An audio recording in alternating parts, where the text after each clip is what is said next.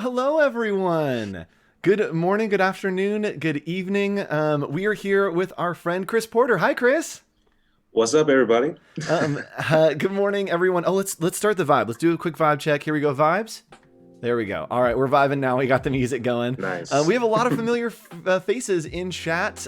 Jennifer Hood is here. Hi. Hello, of the great Hoodspa Design.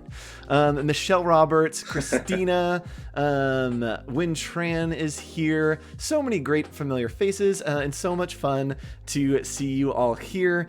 This is Chris. Chris, do you want to go ahead and tell a little bit about you, who you are, do a little bit of intro, and say hi to our chat?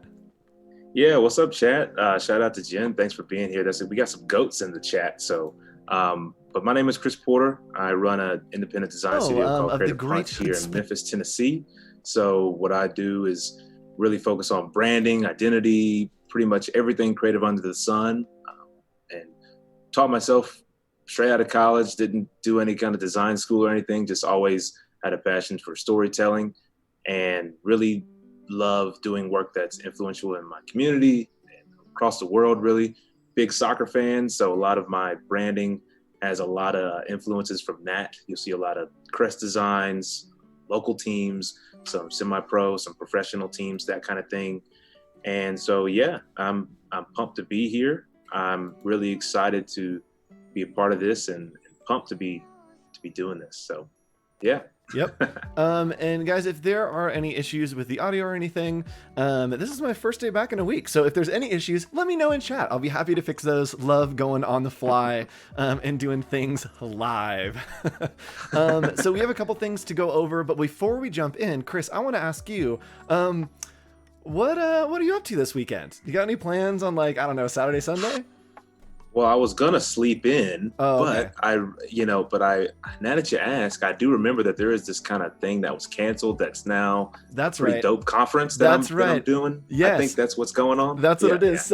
So shameless plug and easy transition. Chris will be joining me at CanceledCon this Saturday and Sunday. We will be live at canceledcon.com. You can go there, get more information. We just announced more lineup. We added 12 new speakers, including our friend Aaron Draplin. So go check that out. canceledcon.com, RSVP, and join us this Saturday and Sunday. Chris will be there, as well as literally like another 30 some creatives and designers. Some favorites from live. Christine Arth is going to be there as well. So join us for that. Check it out. Let's hop in and tell you guys about how you can get involved with Adobe Live. So hopping over here at the end of the stream, we will be doing some reviews for our daily creative challenges, and you can get involved there. Wade, I'm just going to be throwing links at you, so get ready. You can get involved with our daily creative challenges at behance.net/challenge/illustrator. I believe our friend Julia is doing them this week. And you can do a new challenge each week, get involved, and hone your Illustrator skills. We'll be doing reviews for those at the end of this stream, about the last 20 minutes or so.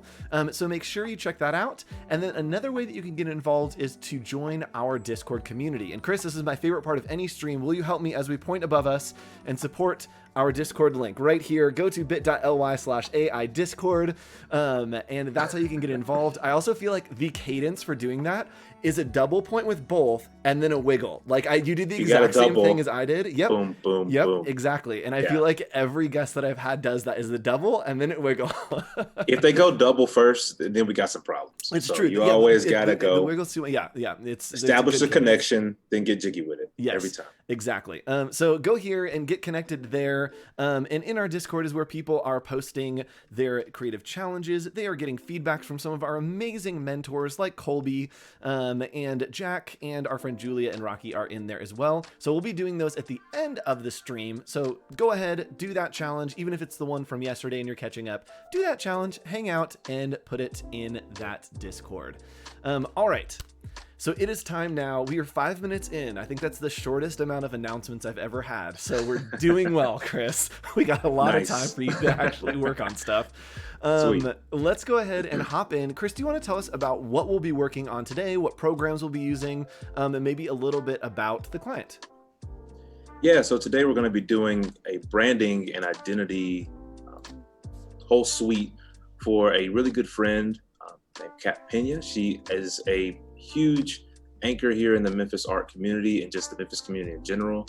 Her and her husband, Nick, and some other people, they've actually created the building that I'm in, which is a co-working space that I have a private office in. But she does public art installations. She does pretty much anything under the sun in terms of really artistic and art-driven work here in the city, as well as other things like community projects, things that are helping people to live better in the city, anything under the sun. So we're going to help her create an identity that can actually work not only for her as an artist, but her as a business and consulting as well. So we've got this kind of dual thing going on. And so if you're on the website, you'll see she's got a ton of stuff. We'll walk through some things in the mood board. So what we're going to do is we're going to start in InDesign. I'm going to kind of walk you through my process and how I determine the directions I want to go for a client, the creative way that I think about how we can flesh out the ideas of what they need to accomplish their goal. And then we'll jump into Illustrator and start doing all the branding. We'll start working on logos, concept, identity, word marks, and then we'll also hop back between Photoshop to do mock-ups, and hopefully we'll get to the point where we're building some pitch decks and you can kind of see that process. So we're going to be running and gunning, baby. We're going to go for it. Before we go like full speed, so like we can start the countdown, but I want to show people your website, show a little bit of your work. And if you want to tell them about some of the things you do, maybe the podcast, I'm going to flip over to that browser. So tell us a little bit about Creative Punch. Yeah, so Creative Punch is something that I have been dreaming about since I first learned about anything in design. I came up with the name when I was pretty young and have been working towards it, creating the studio ever since. And now it's kind of a dream become reality where I'm working with clients across the world, doing branding, doing things like print design, helping people raise money for programs, doing creative video. I love videography, working with soccer clients with the youth, helping kids in programs and stuff like that. So pretty much anything that is creative driven, we do. And so that's illustration, poster, anything. I got a good business partner, Patrick, and he's been a really great person to work with.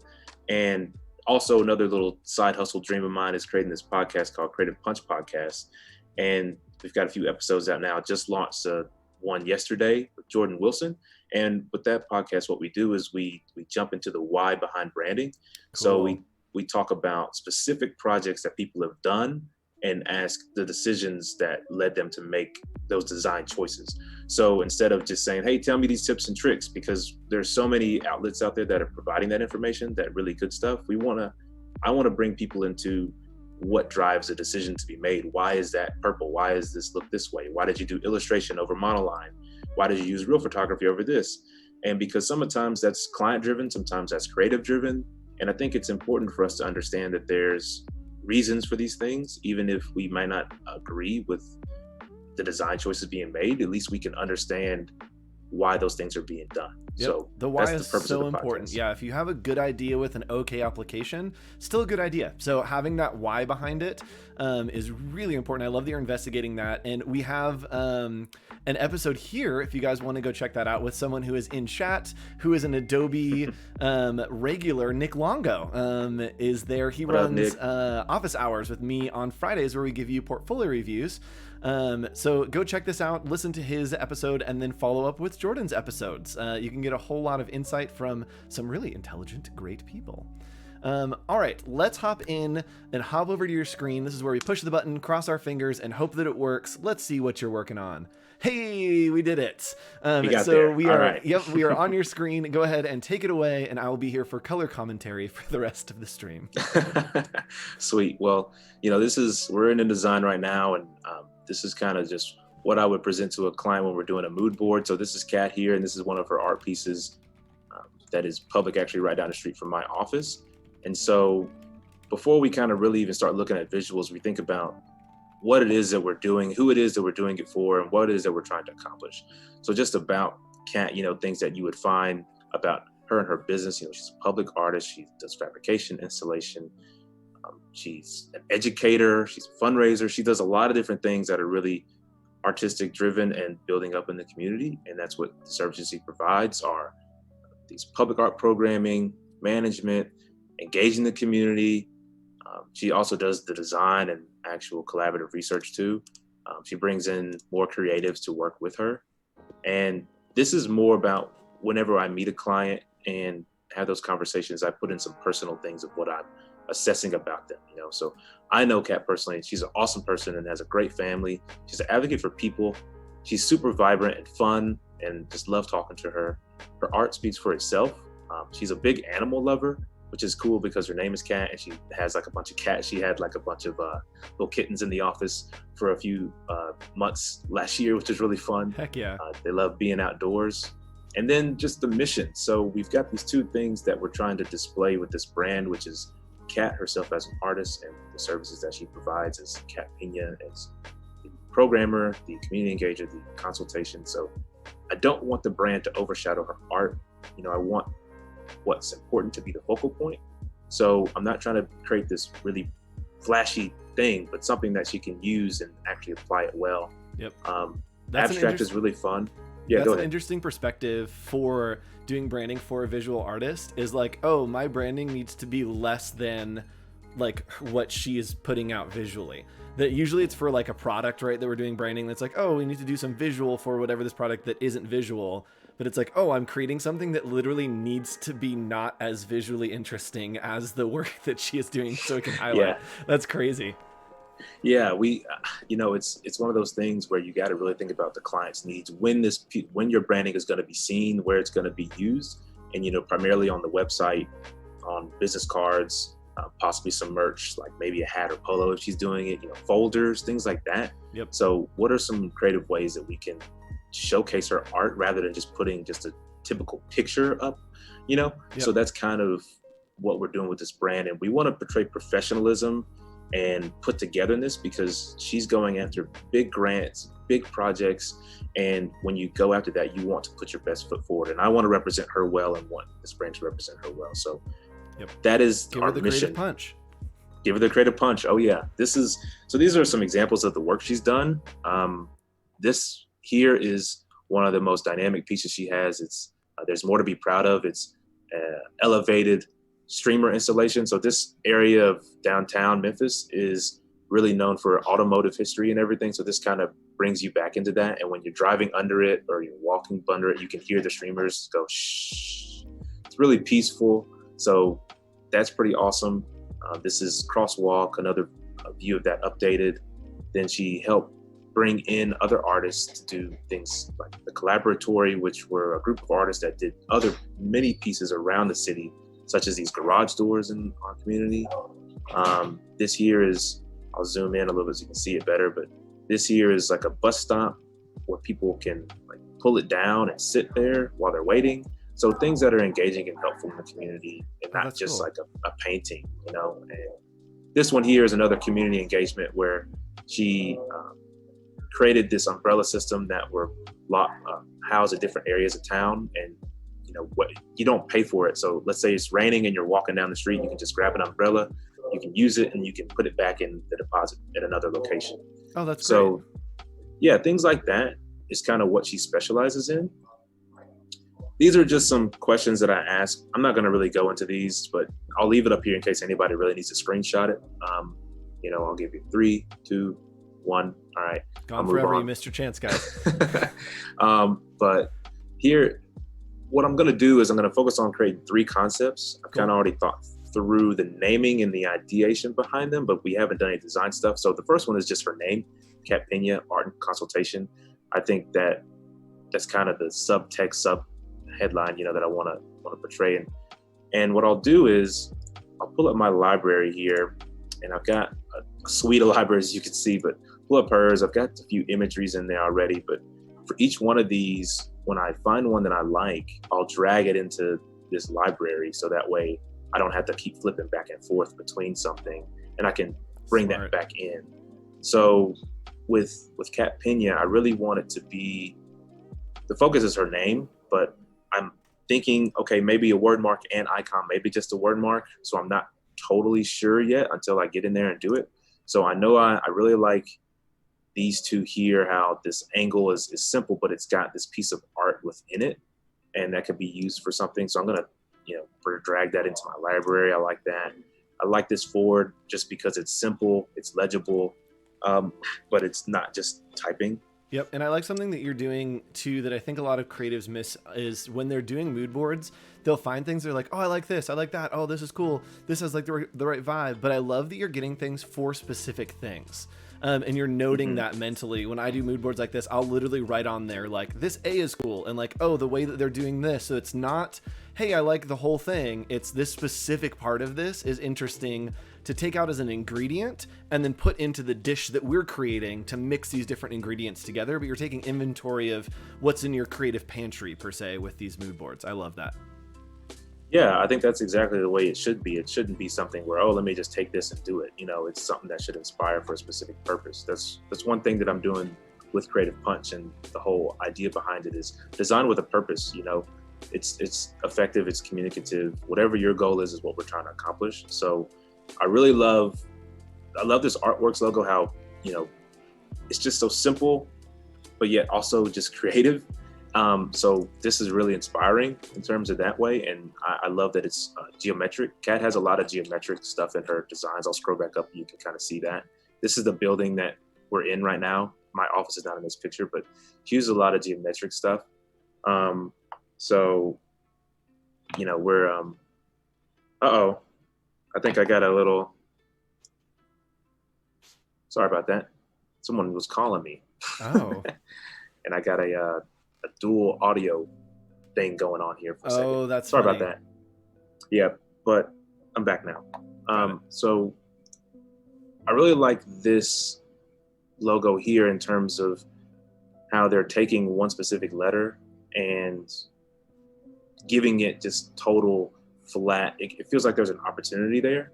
And so I'm going to throw this in here and I'm going to kind of move on from this one. So for Pena, I love the contrast in that one of the sans serif and serif 2 of like the new art versus old art versus like museum versus modernism. Like, it's cool. I like that a lot. Mm-hmm. Yeah, that is really cool. I hadn't thought about that. And there's a lot of things in here that I like. So you have to really limit yourself so you don't get overwhelmed. Yep. Because I've already done a filter to get here. So I need to get another filter. Yep. So for Pena, art and consultation, I really want to focus on more of a word mark and possibly really exploring the tilde. And so I really like this a lot for that. Yeah. And I think there's going to be I got some ideas with that that I want to explore. I really like this heavy weight because she's not like a bold, in your face kind of person, but she's passionate. And so I think that the space of the boldness could have some opportunity for just imagery to come out for collateral. Yeah, and the implied grid on that like you can see and feel the grid is like a dream for layout of promotional stuff and whatnot. Like, yeah, we just keep this grid going and we got it. Yeah. Yeah. So I'm really into these. I'm going to bring in this Nuno here, and I like these two, how they use shapes but still have letters. So I'm just going to grab this one in here and pull that. I think I need to add another group here. And you're pulling these into libraries so that as you work in other Adobe programs, you can have your inspiration, pull it in, put it out, whatever you want as you bounce through programs, right? Yeah, so whenever I'm going to go back into Illustrator here in a couple minutes, I'll be able to just reference those really quickly. And if I need to drag them, I just drag them. If I need to bring them into Photoshop, I can. I wouldn't do with these, but whenever I'm building actual vector files in AI, like I'll just throw them into the library and then I can pull them into my mockup for Photoshop rather than copying and then pasting and taking up my scratch board, or with Photoshop's like your scratch thing. The scratch disk, right? Yeah. I have mine set to an external hard drive that I keep pretty much empty just in case. That thing is a nightmare sometimes. It's like it always happens at the wrong time. Yep. When I get into like heavy texturing, I'm like, all right, say a prayer. Good luck, everyone. Yep. And then I just like this. I like this simplicity of it.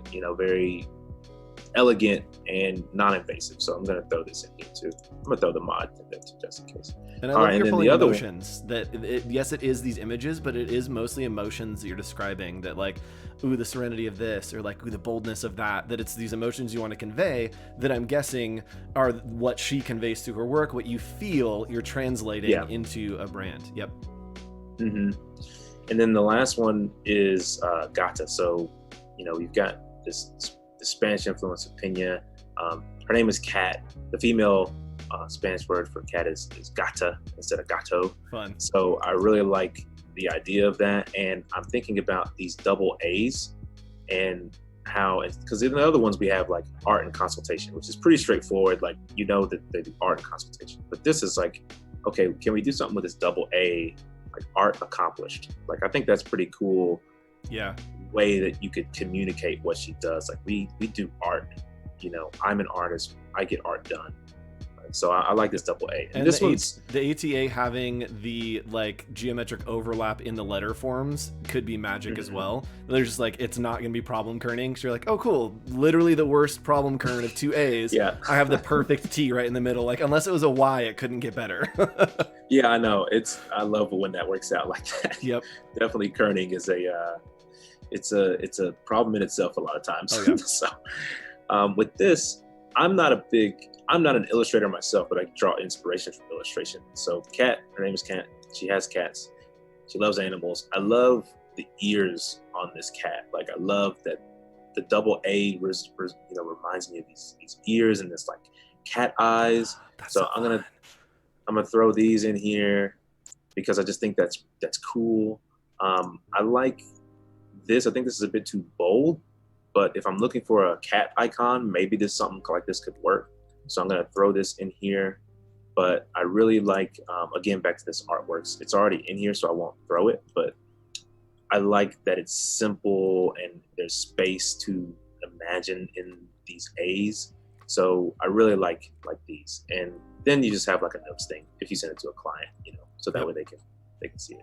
But anyway, let's hop into Illustrator and let's get to work, man. Let's do it. All right. Vanessa says, I suck at describing my vision to the clients. Something that I've learned is like literally playing games like Taboo or even Catchphrase and learning to describe things in different ways is super helpful to learn how to describe emotions, visual communication to clients. So I don't know, maybe play some games and get some practice. That's a great idea. I had never played a game with my client. I'm sure that would be really fun though. Yeah. And that would be we're doing a new show. I believe it starts on the 13th, next Monday. So whatever day that is, we're starting a new show called Design in the Dark here on Adobe Live, and I'll be hosting it. And the basic idea is literally practicing communication. So I have a creative brief from the client, and I also have a designer like Chris, but Chris cannot see the brief and I cannot see his screen as he's designing. Oh, and man. So, yeah, it will be a creative challenge show that is literally based on visual communication. How do you communicate abstract ideas when you can't see what's happening and you don't know what's going on? So join us next week for Design in the Dark. It's on Monday and Tuesday. Logan Farber is going to be our first guest. Man, that sounds like a challenge. We did a test run and it was really fun because it literally is like playing like categories or Taboo for designers, that it's like, cool. Man. We have a guy in the woods. Like, oh, is he tall? Is he short? Like, he's like middle-sized. I don't know. He's over there sketching away. You are given a good challenge, man. Gosh, oh, yeah. That'll be fine. That sounds fun. I got to check that out. Oh man, that type's gorgeous. And sorry, what's your process to picking out typefaces? You're kind of pulling things in here. Yeah, so I already did a little pre-baking, I guess, and just pulled in 4 types across the board for all of these. Not that I'm going to only stick to these, but these are just to get me rolling, get that steamboat going. And my process is really, I start out on just scrolling for days. Like, I'll go into my current fonts, and I've got like a set of favorites that I always go to for things like copy or something. But what I'll do is I'll just scroll through my things that I've already downloaded. Sorry, the font window is literally where I am, and so I'm just trying to show off and show. Oh, You wanna hop on? Oh, You yeah. can hop on the ride. There you go. That's my favorite thing I've ever done on the stream. Oh man. Oh gosh. That's hilarious. So I'll do that, but there's always Adobe fonts, so I'll go to like find more, and I'm gonna do that a little later because I want to stick to what I got. But there's a few that I definitely want to go and it's got to initialize it and stuff. But what I'll do is go in here and go and look, and I'll sort and filter. What's cool is that even like in the ones that I already have, like I can filter it to some degree, and then if I can't find anything there, I'll go to my fonts and I'll basically just scroll for days until I find a font that I just think looks pretty cool. What I really like about this font in particular is I don't necessarily think I want to explore the tilde with Catpenia yet, but I love that this here looks like a little squeegee for art. Oh yeah. Yep. Like I just imagine like paint just like spewing out of that when you squeeze it. And I think it's a really cool, like just word mark in general. It's already such a beautiful font. Like, so yeah.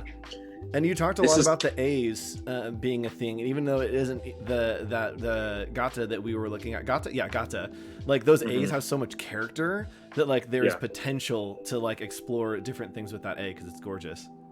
Yeah. And I forgot to do this, but we are going to do, I like to stay on brand as much as I can. And one of my slogans is keep punching. Right. So we're going to do these round by round. We're going to be round 1. We're going to do Catpenia round 2. We're going to do Pena in round 3. We're going to do Gata. Yes. So like you would see in a boxing ring, we are on round 1. There we go. Round 1. Round 1. Bell. I need like a ding ding. All right, round ding, 1. There we go. Round 1. Let's get in the ring. So fight. We're here, and I really am liking. I want to explore just. Sometimes what I'll do is try to not to be so invasive on the artist that's created the font, and so I want to just kind of see how the font lives without me kind of destroying it right away. Yep. So I'll just kind of get this and see how this is feeling, in terms of just a really basic lockup. I think that like it'll have to be something, and I'll just do Alt and space, and that gives me that extra kerning. And one trick I learned from Amy and Jen is you highlight this last letter and press your Alt, which is Option, and then arrow, you can bring that space in to match the end of that letter there. And now you can center it. Yeah. That drives me crazy. And I always end up doing a copy of the type and then one outlined version to center it. Mm-hmm. So you're hitting Option and then like the arrow key to basically change the kerning at the end of that word. Yeah. So you're just Option and arrow, and then you can bring it back or whatever, but you just bring it to the edge of there, and then now you go. Now you can work with credit to the Hood sisters. Yeah, an endless amount of knowledge from Amy and Jen. Right. Okay, a lot of people are asking questions about fighting things. Jen, what would be your WWE walkout anthem? Ooh. Man, I was just having a somewhat similar conversation about this. I don't know what my walkout anthem would be, but I think I was telling my friend, he's a big WWE fan, and my name would be Daddy, because I think that I just want my signature move to be Daddy's home. Oh, that's great. That's great. And like I just want to hear the announcer say, "Oh, Daddy's home," and then hit him upside the head. Yep. And like the matchup of like what's her name, Becky Lynch, of like the man versus the dad, like man versus for the centuries. Yeah, I just think that would be hilarious. So maybe like something from Biggie or something would be my walkout music. Big or Papa. Will Smith. Yeah, Will Smith, like just the two of us, something like really stupid, and then I just beat people up. Yes. It's like butterfly kisses from walking down the aisle. Just something totally ridiculous. And then that stuff, so I really like, again, just seeing what the type is going to give me naturally. I think this might be a little bit too heavy, and so I just kind of want to see what it looks like manipulating it in a natural format before I really kind of dive into icons and stuff. Again, this first one is really just about creating a word mark. I'm not really trying to create like an icon for this particular one in Cat Pena, but so I'm gonna pretty much stick to something really, really basic, and then I'm gonna create another one for Cat Pena that is an icon and word mark. So it'll be a more simplistic font and an icon. So I really just kind of want to show what it looks like to build something that is simple. And I really just like how this feels as its own thing. You know, it just feels like it's really simple. I feel like I can do a lot with this in terms of creating materials. Yep. And so I want to create a word mark that I can work with that's basic. So I like that a lot. And what's that typeface you're using on top there? This one is called Walden. Walden. Yeah, I believe I got it from My Fonts. Nice. So it's really nice. Yeah. So I'm gonna stick with this for the first concept of Cat Pena. Cool. And then I'm going to take this puppy and I'm going to build out a few like things that I can do with it that'll be a little bit more creative. So cool. And now we're getting into the zone of creative play, which is always my favorite part of branding. The creative play. Oh wow, I haven't heard that before. Right? You just like mess around until something lands and you're like, oh yeah, we knew that. Creative play. So I like that this looks really good scale, because I'm imagining like this could be something really fun. Oh man, yeah, I've got it really. So I can bring this, maybe even tilt it, right? So I'm imagining, let's see if I can just bring in some circles. Imagining what it would look like to do like an Instagram ad, right? So if I just bring in a bunch of circles here, I'm just gonna flesh this idea out before I actually know what it's gonna look like. I don't like to overthink it. I just kind of like to do it and then figure it out later. Yes, that's such a good approach. So it's like, I know that I have the old school weird way of doing things. So I know this is not the best way to do it, but I need a clipping mask that just kind of portrays what I'm trying to do. And so I'll create that, because I want it to be like ink kind of coming out of this thing.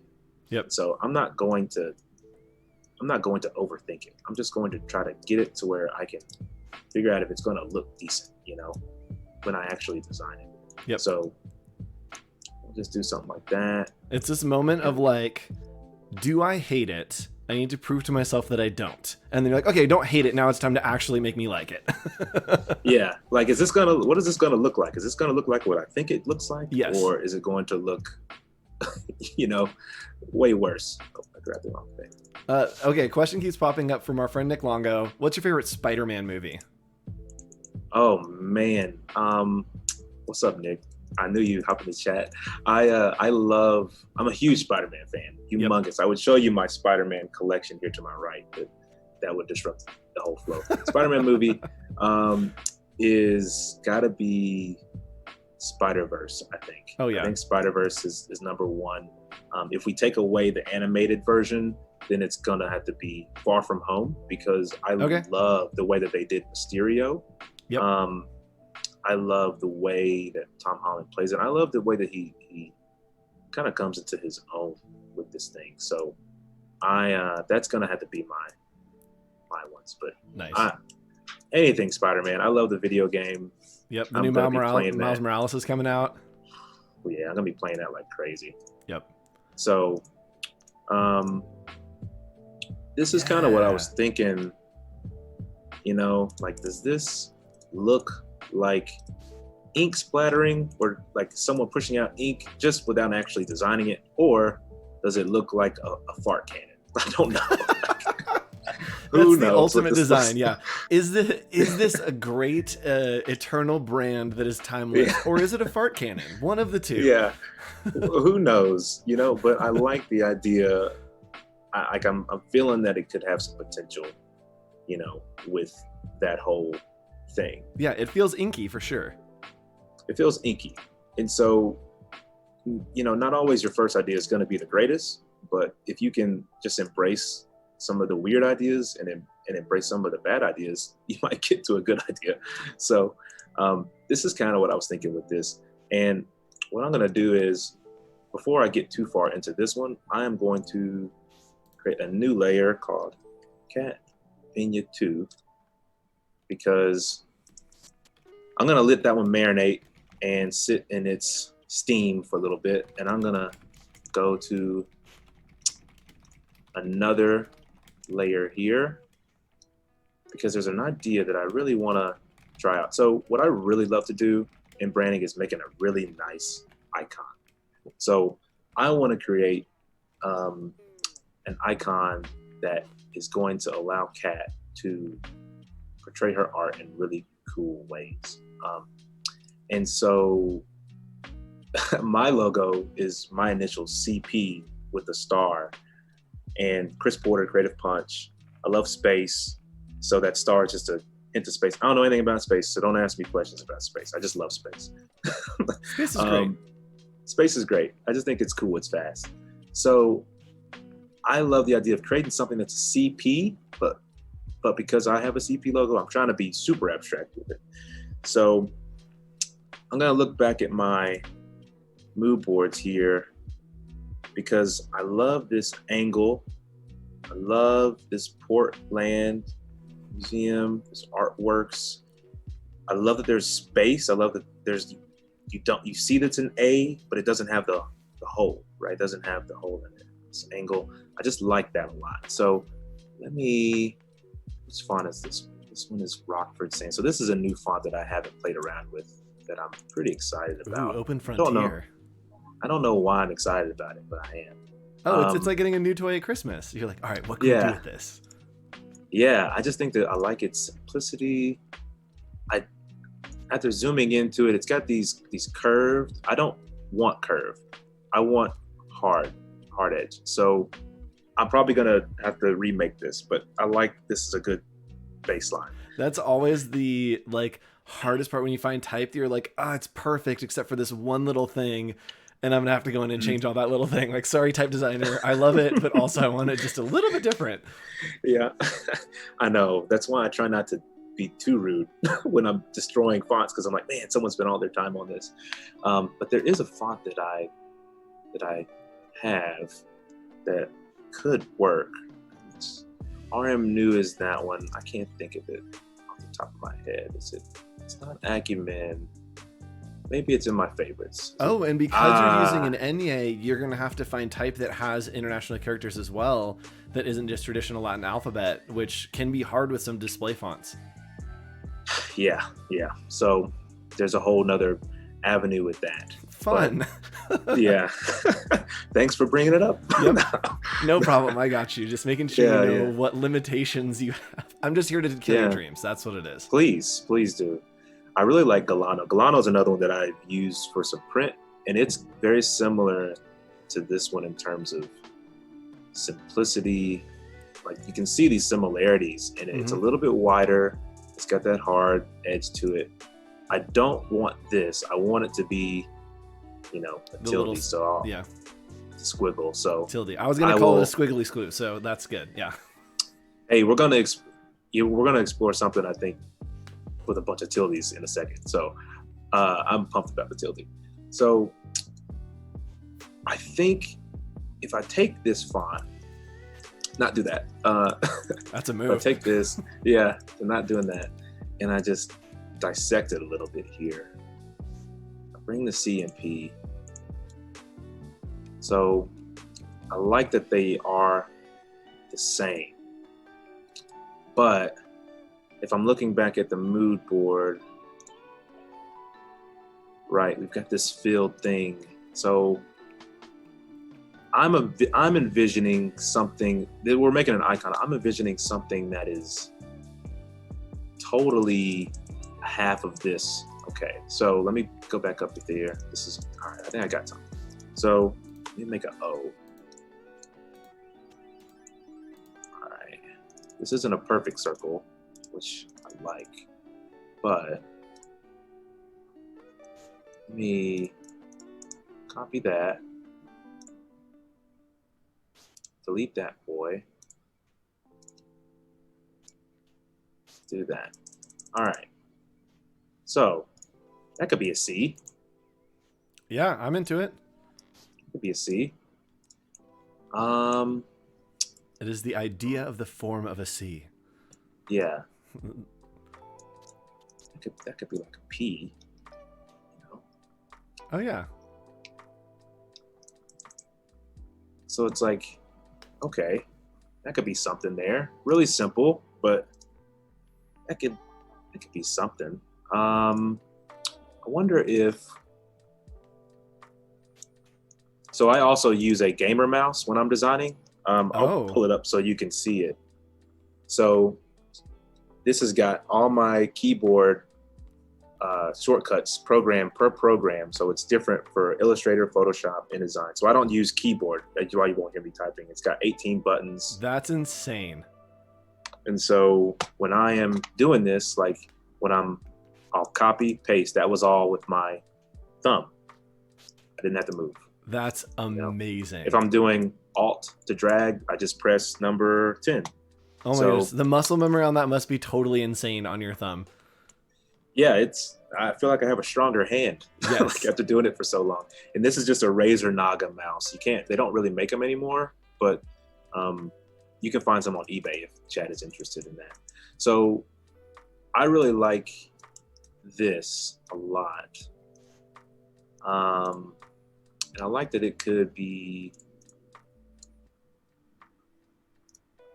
possibly totally different. And I remember I was watching one of your streams and your friend said pressing Alt, Command doing 8. that.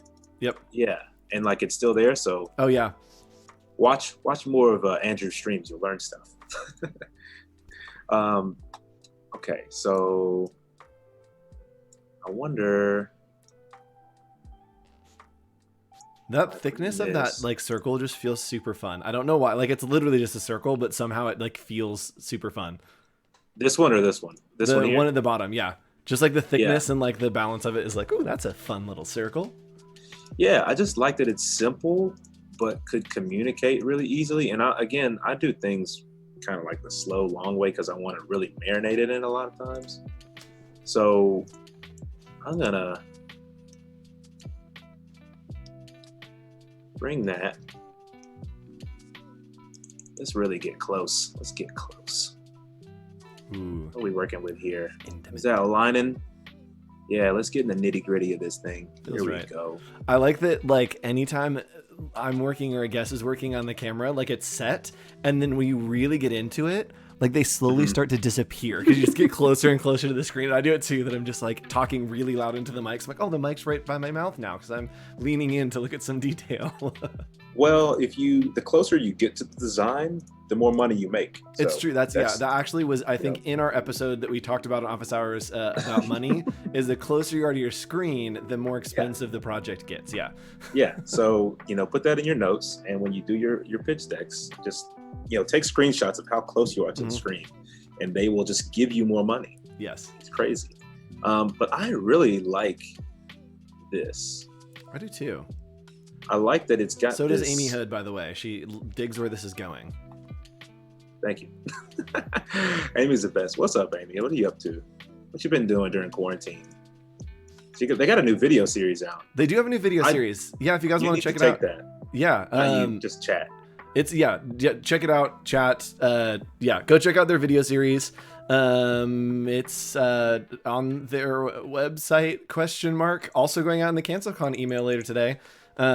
If you want to get connected with that as well. But yeah, just any way you get it, get connected, take that class. It's been super helpful. I'm just finishing up my first year in freelance at the end of this month. And their book, Freelance and Business and Stuff, made me a successful first year. It set my goals. I was literally sitting on a boat after I quit my job, and I filled out the little form, and I was like, here's what I want to do. Let's full send. And here we are almost a year later, and we have fully sent. Man, that's awesome. Yes. There we go. There's the link. courses.chutzpahdesign.com. Wade, if you want to drop that link in there as well, just copy and paste so it's clickable. Ooh. Yeah. So I think this has a lot of potential for this space, possibly this open space. I liked this in terms of how it has this open thing, right? So she's got this dichotomy of an artist, but also consulting and stuff. So I'm thinking you could use one of these sides for like art and one of it for consulting. Yep. As well as Cat and Pena abstract. Yep. And the layout for photo and other stuff. Again, you have that implied grid and that break that I think could be really interesting. Yeah, like this is totally like, you know, patternable and stuff. Yep. Like, and cropping a photo into that inside shape, like it's magic. Yeah, I mean, that's just like, you know, there you go, Cat, have fun. Go build stuff. So I'm gonna see if I can find either this, maybe it's better. And Wendy, yes, this will exist after this live stream. It will be on the Adobe Creative Cloud YouTube channel, so you can check that out and re-watch if you have to go do some stuff. Yeah. Feel free to ask any questions or anything if you are curious or if you have suggestions. You know, again, I didn't plan any of this out. We're just designing live. So if you, Chad, if you got some suggestions. Amy's saying it could be fun to play with 2 different colors on that mark as well. I agree. Yeah, that's a really good idea. I think that'd be fun. One thing that I'm trying to avoid a little bit is getting too, because I get down the rabbit hole of colors like a fiend. Yep. So I try to avoid color. I'm the same way. I like my aesthetic's black and white because I just don't do well with color. Well, also with this, like I'm just envisioning how she's going to use it. And again, I'll go back to the boom board. I don't want to invade on her art, so I try to avoid that's smart colors. Yep. Because all of her art is colorful. So like if I put this on like if I bring, you know, this in, right, and I slap this icon on there, like I don't want that to be invasive. Yes. You know, like I just want that to be like there. Yep. You know, boom, Cat Pena. This is my thing. And you know, I'm thinking like an icon that she could just get a stencil and she could spray paint on something or put on a wall. You know, really guerrilla. Yep. Marketing style. That's gorgeous. So I'm really liking that one.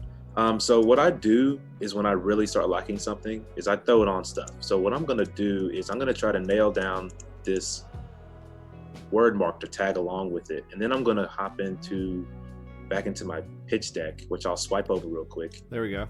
This is my pitch deck, what I also built beginning with the Hood Sisters work, their templates. So another plug, definitely snag those, they're great. Yep. And you can make them your own. So I've kind of got these things built in already, that kind of how I want to feel. So once I get that word mark down, I'll throw it in here.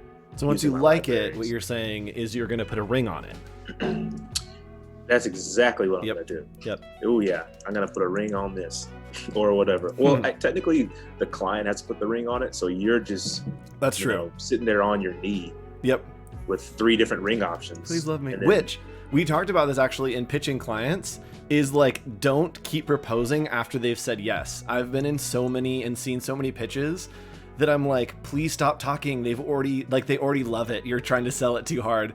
And this is a complete side tangent, but like that moment of like, cool, I know you had a huge deck prepared, but like already on board, don't need to keep proposing when they've already agreed and put the ring on. Right. You get in the mindset of, you know, I got to keep earning it, and you know, work to your strength. So if you like, oh, I didn't know there's an extra plus. Sorry, I just got distracted by that. If you find a client that likes your stuff, celebrate it and stop trying to resell yourself. Just be happy. Yep. As long as they're happy, you should be happy. Yep.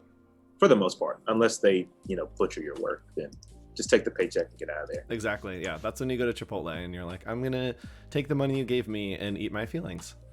Mm-hmm. Feelings burrito. Feelings burrito. Yes.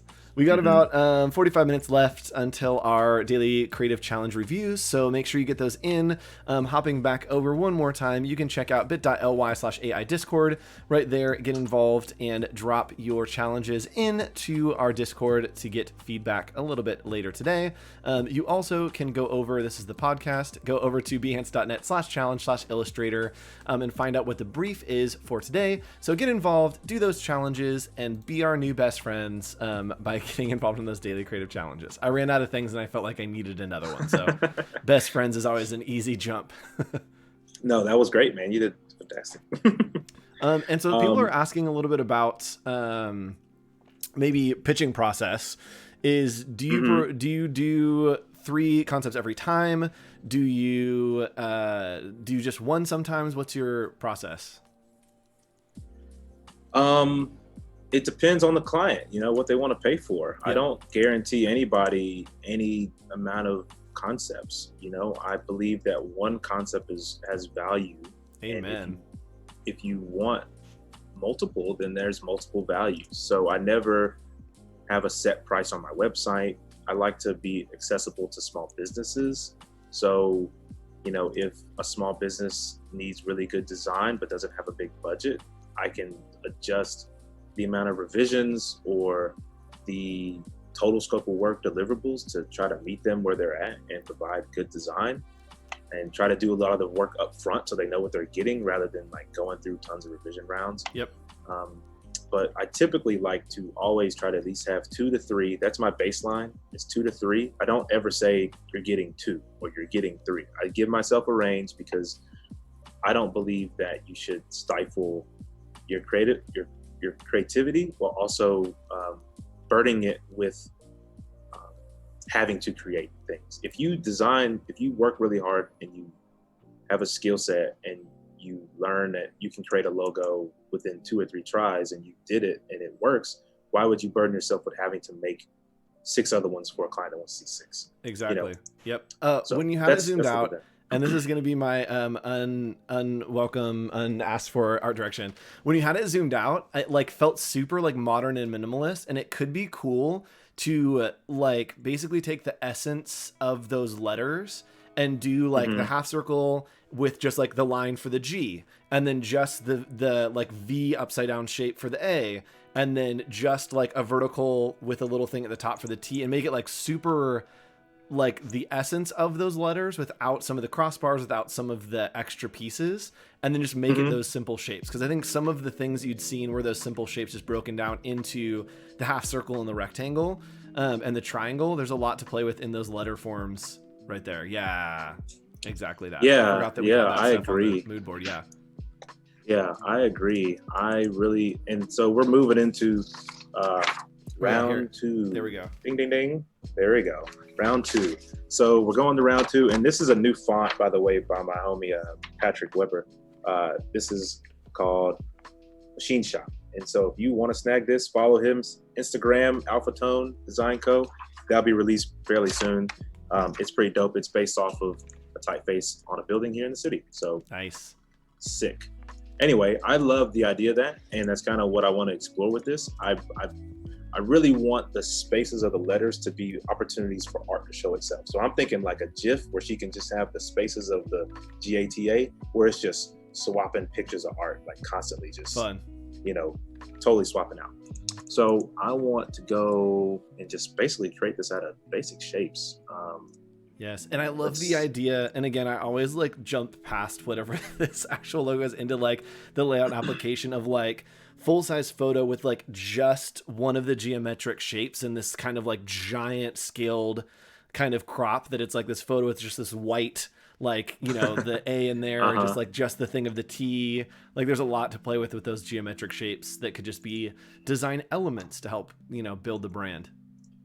Yeah, no, I think you're right on point. And I think that's the beauty of doing this client, is that it's art. And so because it's art, you can be super just creative and letting you express the brand and express the art in itself. Yep. So I want to make sure this is in the middle. Oh, Patrick Weber is in chat. What up, Pat? There we go. I gave you a shout out, brother. Ooh. So there's that. Let's see. This is 80. So let me just do. Oh, these forms are gonna lock in so nice. 80. There we go. That could come in there. Yes. Oh my goodness. I don't know if I want to be a type designer's dream, like how these forms are gonna come together. Oh yeah. See, like that could be pretty dope, you know? Yep. And it's so simple, but like, I mean, obviously I'll come in here. You could also incorporate a square under that rectangle for like the base of that T to have like just all of the basic shapes of the circle, square, triangle. Ooh, that's good. That's a good point. I'm gonna try that. Let's see what this is. That's too Pac-Man-y. Let's see. G. Let me actually look at a real G. Maybe do a bottom right corner, do a square at the bottom of the G to like square off that corner, see if it takes it away from being a C, right? Because the G has that little leg in front sometimes. Yeah. See, this is why I love watching these streams, because it really turns into like you're in the greatest brainstorm of all time with like 400 other people that everyone's just like, idea. And then something magic happens by the end.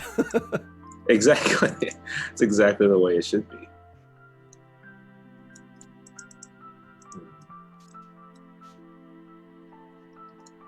So let's see. It's looking very, gosh, I believe it was, oh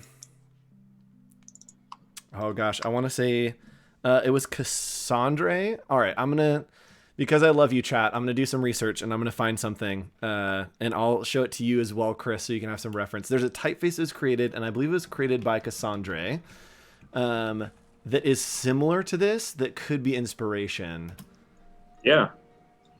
I'm really liking Bifur, Bifur. Well, let's hop into the beauty of Google. Yeah. So, it's called what? What is it called? Bifur. Nope, that was the wrong thing. Hold on. There we go. And for those on my screen, you can see it here. So it is kind of these simple shapes. This was designed by a designer named Cassandra, who lived in, I believe, let's say 20s, 30s. But yes, so I think that it's similar forms, I think, to what we're working with. It could be inspiration. Is it here? Is this it here? Yes, that is E22 Bifur? Yes. Fuel. Yeah, so she's got that I like that. Right? That's cool. It's kind of magic. That could be the solution to the G, but I don't want to, take what she's done. That's pretty sick. So it's like, that's not the button. There we go. That's the button that I want. I wonder if I come here. I don't want to get rid of that. Let me just copy that. Paste, get you down there. All right. Man, these forms are so fun. So, shoot, I didn't do the one I wanted to do. Bring you down. Go there. Okay. So, I'm thinking, looking back at this, let me just wish I could take a mental note of how that works. I think I'm gonna have to widen these A's eventually, but I like that there's potential here to maybe possibly line up with this bottom square, this T. And so, oh yeah, maybe I can play off of that. I wonder if you keep the break of the T and then do the half circle of the G on top, but just in what would be that rectangle zone, so that cut through goes through those two letters. Yeah, that's kind of what I was thinking, like that. Maybe that has some potential. There's potential. No. It's interesting. It's fun because it's always like, is it interesting? Yeah. Is it going somewhere? Is it interesting? But here's the thing, does it communicate effectively? You know, that's the one that, like, always want to make sure that accomplishing the goal effectively of what CAT needs to do. Yep. And so if it's not working, it's not communicating well, then it's not really worth doing. But we have full creative liberty on this, so just gonna have a little fun and do something really crazy. So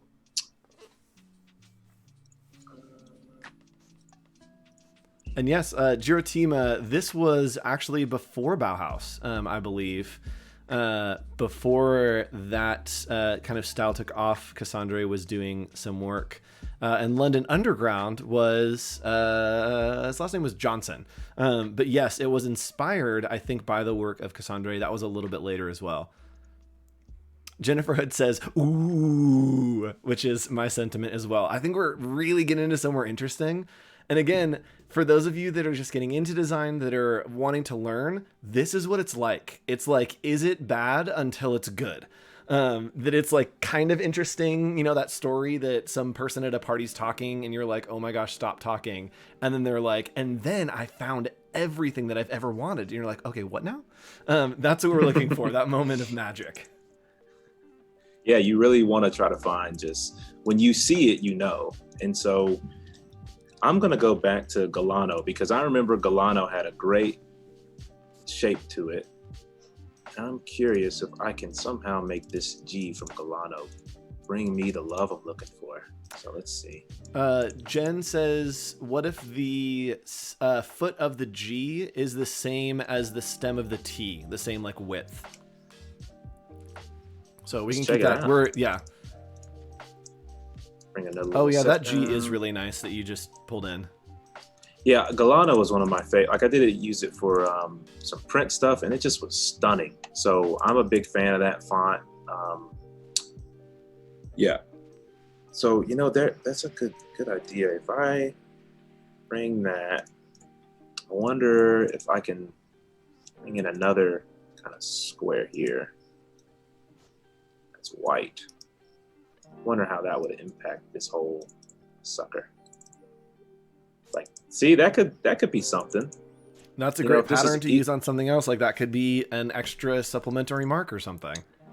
Yeah, so maybe I need to make this not so wide because I really like that width though, but let's just play with it. So, bring this back. And I'm going to basically take wherever this is ending and see if I can get that to function the way I want it to. Yep. Oh, that's a really fun idea as well, Shannon, to drop that little square that we have at the bottom of the T in the bottom center of both of those A's in white to create a little cutout so that is like a repeating shape. Shout out to Shannon. Shannon, right? Yep. Shannon Williams. Okay. Yep. Yeah. It's a great idea. Yeah. Memphis. All right. Yeah, that's cool. Ooh. It's turning into something. That's cool. It feels like a house. I was gonna say it feels very like geometric in like a cool museum kind of way. Like I feel like I could like move these pieces around and like interact with this type. Yeah, I think that's kind of the hope, is that something you make will be something that is fun for the client to work with, you know. And I can imagine Kat just having a field day with this. Oh yeah. Okay. Is this not? Okay, there we go. Again, I don't have my snaps on because snaps get annoying for me. They just always don't ever snap the way I want when I'm getting really close. So I turn them off and on. If I'm doing packaging, I definitely use them. But I like just snapping to other lines rather than snapping to grid. So I actually really like where this is at. I'm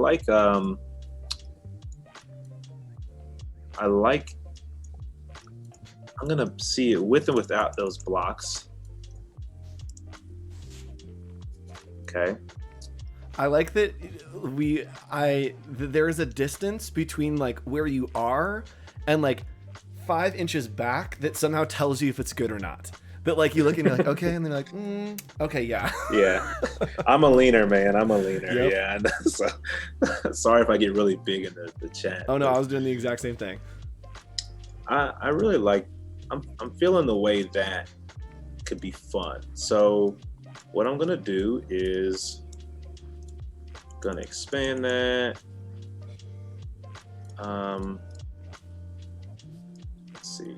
We got about half hour till challenge submissions, everyone. So get those challenge submissions in. I'll be monitoring the Discord to take a look out on those.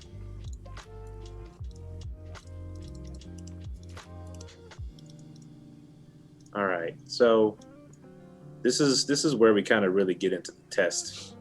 Is we got Gata, and I want to do art accomplished.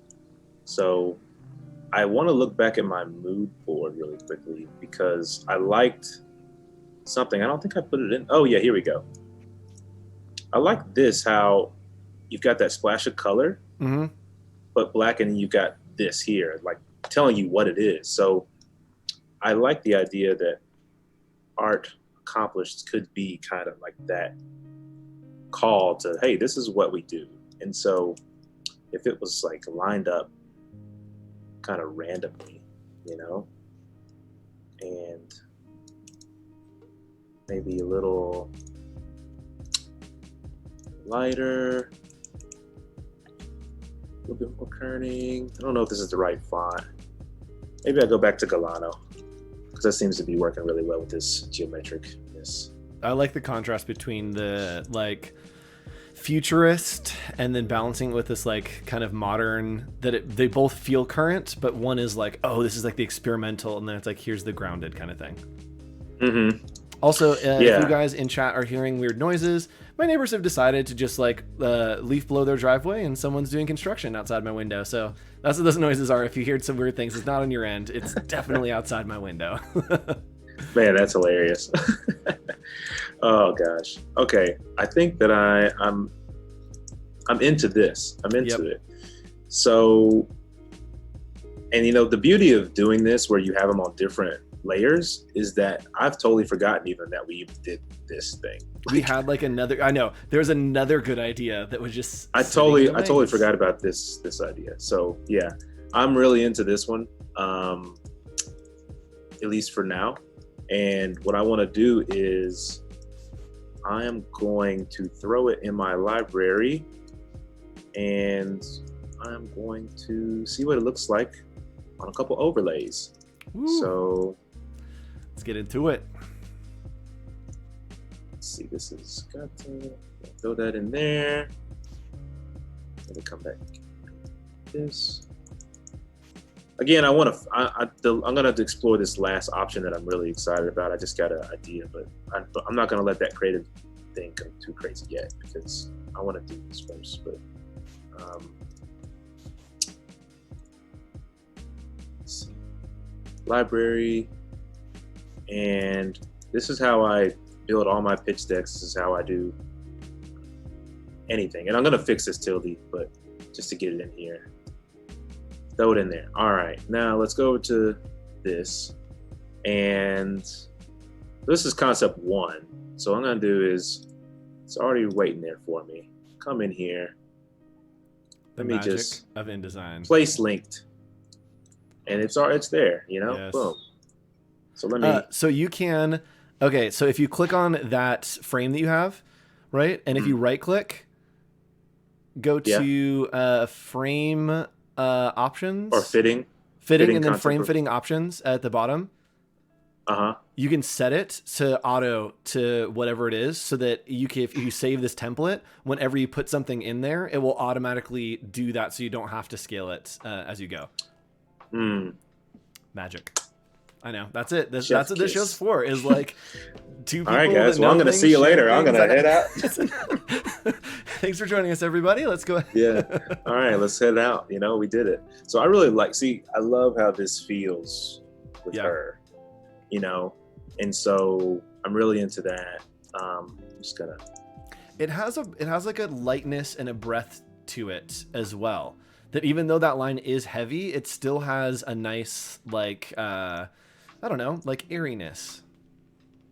Yeah, it is very like just chill, and I like that. Yep. So I like this. I feel like this is going to be better if I just do that and then actually just use like the slogan somewhere else. Yep.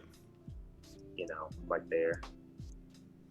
Like that feels better than where it was before. So like, you know, I'm liking those vibes. And so I feel like I could build some collateral. I think the A's still need a little love. T could use a little love. It's a little thick. But you know, I like this G. I think that there's a lot of fun things that could build from that. So really into that one. So I'm gonna save this and we're gonna hop back in because I really want to explore this other. We're gonna hit round 3? Round 3. Oh yeah, let's do it. Cool. Round 3. Ding ding ding ding ding. All right. How much? What's our time looking like? How much time? We got like 20-ish minutes, 25 minutes. All right. Let's do it. I know that's all right. Let's psych up and let's go. Yeah, it's like the video game mean when you're just like, all right, it's time to play. Like you lean forward, you know. Mm-hmm. So this is go time. The music starts going faster. Yeah. Oh yeah. So when I was building my pitch deck and I was typing this, I was like, whoa, look at that tilde. That thing is nice. That looks like a CP. But it also looks like the Mississippi River, like a river. And being in Memphis, the Mississippi River is huge here. I mean, it's our parks are built around it. Our whole economy is a huge thing here. So thinking about the river, I was like, man, that could be a really dope icon. So also I was thinking about just what a tilde is. So like, let me go to Google here and let me type in tilde, see what we get.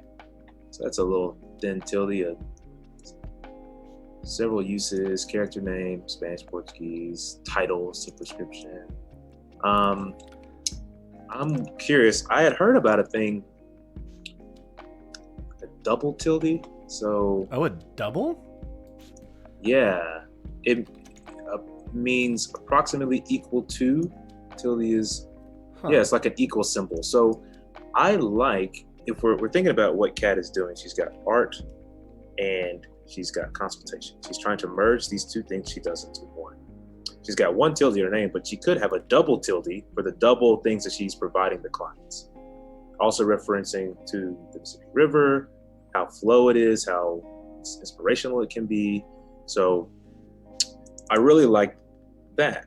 And so I'm going to do that. I'm going to build something off a double tilde. I love that. So, and great idea, Nathan. Nathan, if you come back tomorrow in chat, you have a great idea. Remind me of that tomorrow, and I'll show you guys kind of the great tool to do that.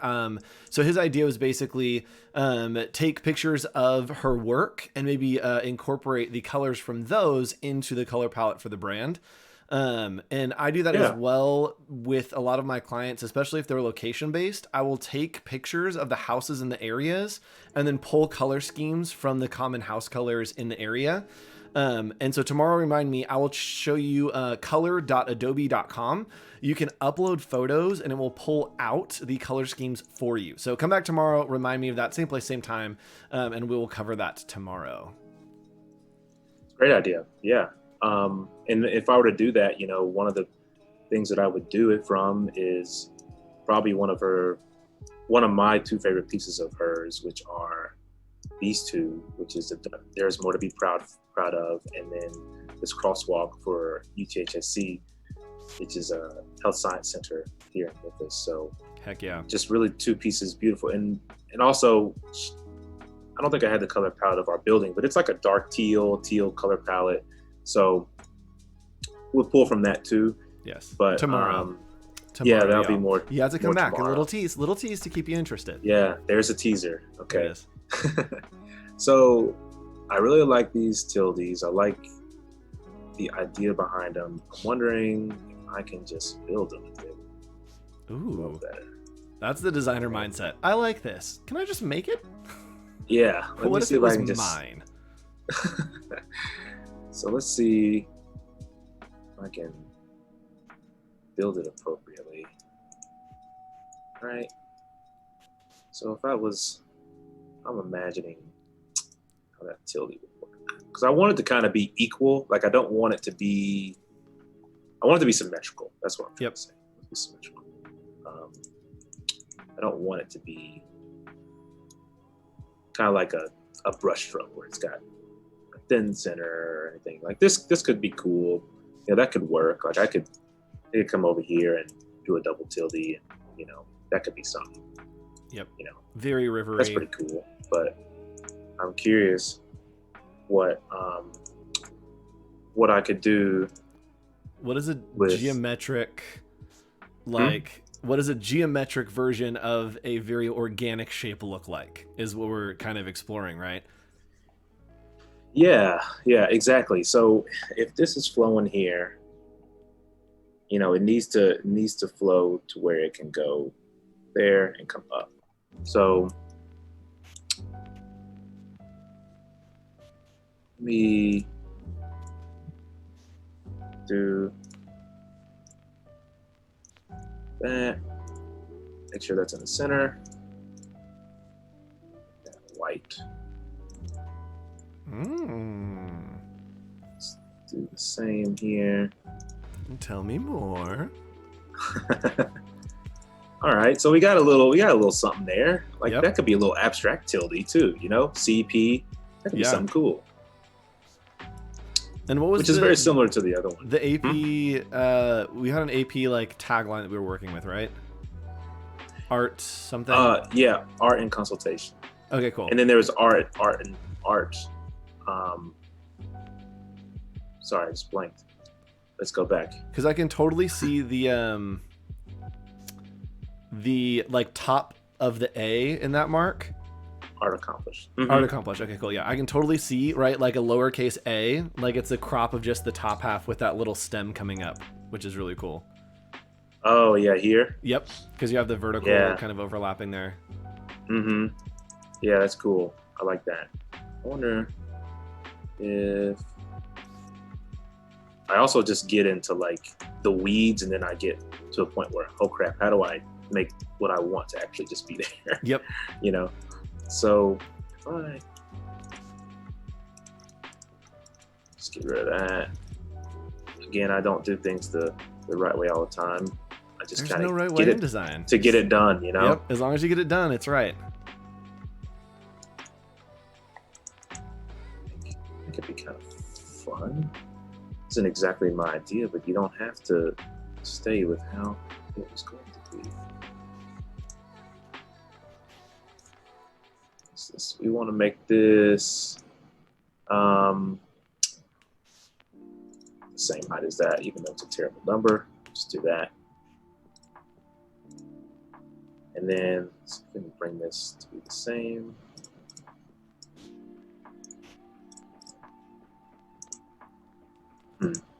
Oh. I was just kind of curious to see like if there was something that could be here with like a weird A, I don't know. So I'm gonna shelf it and think about it. Yep. And put a pin in it. Going, yeah. Because I like how it's there, like from afar, it looks kind of cool. But I want to see this tilde, this double tilde. All right, so let's just see.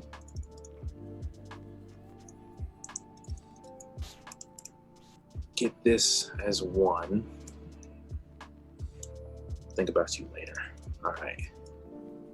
I'm gonna make you one shape. Okay. So if I want to come here to where it's going to come and do that, then let me just get rid of you so I can build you out. That's a cool shape. Yeah, it could be something where it's like, yeah, just totally random kind of. Like that's kind of like a river, Yep. And even having them offset, like, could be like a cool pattern of having it like kind of tessellate. Yeah. Yeah. That's rad. So let me put this, because I'm curious if this would be good if it's like right up against the middle of this. So yeah, like that's kind of cool. Yeah. You know, like it's a different take on a tilde. And then I can put this tilde in the actual name of Pena. So. Oh, a little custom type. Switch it up a little bit. Yeah, now that would be something. That'd be good. Oh gosh, what are those called? Those are called diacritics? Are they called diacritics? Somebody, if there are any type nerds, let me know. I think that they're called diacritics, the extra little pieces that you put up there. Like the enye. That's great. I have not heard that word. I haven't heard a lot of words, so I will trust you. If y'all know, I will trust in your wisdom. Yes, they are. Yep, diacritics. Got it. Nice, diacritics. That's cool. Okay, so yeah, let me just get rid of you. Gosh, that's such a unique, like form for a letter, like for an enye. Like that's so good. I think it could be like a really cool pattern to make. And I'm thinking about like if you did a really cool emboss on a business card, you know, and then that's when you can let your color come out, because then you can do that pattern. You can emboss only the primary mark. And yep, that would look really cool with a like gradient in it as well, like going from one color to the next. It would probably be too bold for any actual use, but that could look really rad. Yeah, that could be really cool. I like that. So, you know, I'm kind of into this a little bit. I like the mark. I think the type could use a little bit of love in some way. I don't know. I've got this other one that's a little wider. Let me go into the database here. So let's go. Find more. There was one that I had thought about, that project a while back, like milk something. Milka. Oh, okay. Wow, look at that. I don't know why. Did you literally just like pull that out of nowhere? That's awesome. Yeah. I was like, because I remember I was doing a poster campaign. I used to have the posters around here, but from my old job a few years ago, and I was like, milk? What kind of font name is milk? But yeah, anyway, this would be a pretty cool thing for our other idea. Yeah, that is rad. I'm going to activate it for later, but that isn't what I was looking for. Let me just scroll for a second, because I want to start throwing it on a couple mock-ups just to see what we're looking at. It's funny because I think people in chat every now and then will ask like, oh, is this actually what your process is like? Like, is a stream like the same thing as your process? And I think that like we're seeing, and I think it happens on a lot of these streams, that the actual process is whatever just happened in that moment, that it's like, oh, this typeface. Like that's 3 hours of us chasing that idea and then eventually coming back and being like, oh, we were actually supposed to be working on this other thing. And these streams kind of just try to pull you back and keep you on. But yes, I think that there's a moth. Oh no. Again, distractions. This is our creative process, everyone. It's just as distracting as possible. Yep. This is how it is, you know. You try to figure something out, you think of something and it's not exactly what you think, but then you get somewhere. That's cool. I like this. Like, I like it being wide, you know? Yeah. I like it being wide. I wonder, let me see. And then maybe even playing with the weight. Yep, there. Yep. Here we are together on the same page. Like, I don't know, man. I think that's pretty cool. That's really cool. You know? And then you could have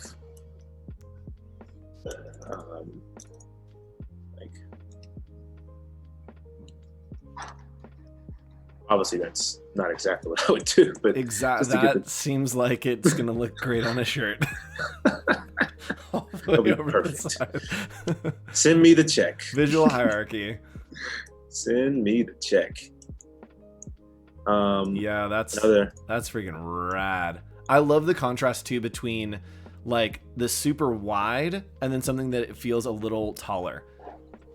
Yeah, it's a good visual interest.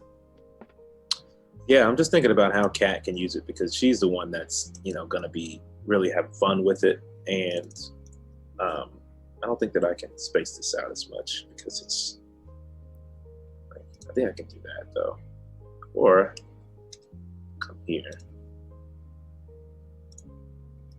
Maybe even get really funky. Oh, wrong thing. There we go. And are you going to bold move? I love stuff that's right aligned with the rock on the left. I feel like it's such a faux pas, but I love when people use it. Like, just be totally crazy, Yeah. Like, I mean, why not? Let's just see what. Let's see what our. And we need the tilde on the N. A good reminder from Dado Pontual. Daddy? It's Daddy? It's Dado. Oh, Dado. Oh, close, yeah. Okay, sorry. I thought I was getting excited that my WWE had finally come to life. Yes. But alas. I do feel like our friend Josh Arisa has taken the term of Design Daddy on Twitter at least, but I think WWF, if we're wrestling, it's free game. Yeah, I'm not the Design Daddy. That is Josh. But I will gladly take River. I like what you just did with like playing. Yeah, that's really cool of having it line up with that negative space. Yeah, I was trying to see which one would be better, because it doesn't line perfectly. So I don't know.